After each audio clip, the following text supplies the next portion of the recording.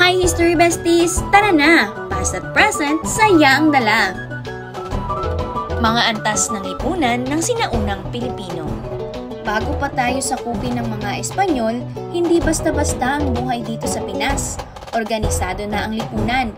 May 3 antas, Maginoo, Maharlika at Timawa at Alipin. Ngayong araw, kilalanin natin ang OG squad ng barangay, ang Maharlika at Timawa. Ang Maharlika ang pinagkakatiwalaang tao ng datu at katuwang sa pamamahala at pakikipaglaban. Sila ang depensa ng barangay laban sa mga kaaway. Kung ikaw ay isang matapang at mahusay na mandirigma, bayani ang tawag sa iyo.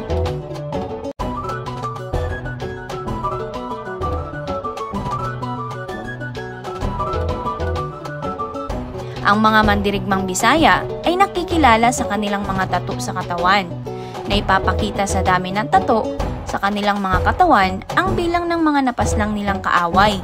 Kung Tagalog naman, pulang putong ang suot ng pinakamagiting. At alam mo ba, libre sila sa buwis. Pero dapat ready lagi sa laban. Isunod naman natin ang ikalawang uri ng middle class sa sinaunang lipunan, ang Timawa.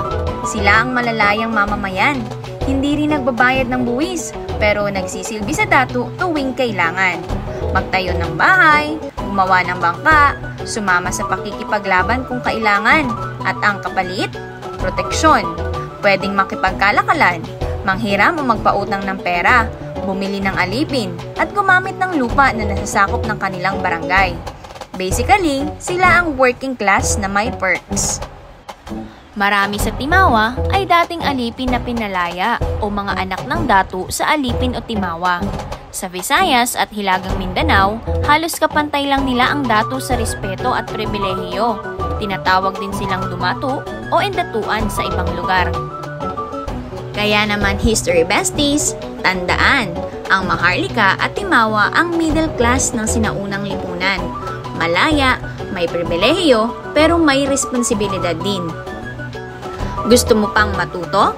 Huwag kalimutang mag-like at subscribe para sa susunod nating kwentuhan sa Araling Panlipunan.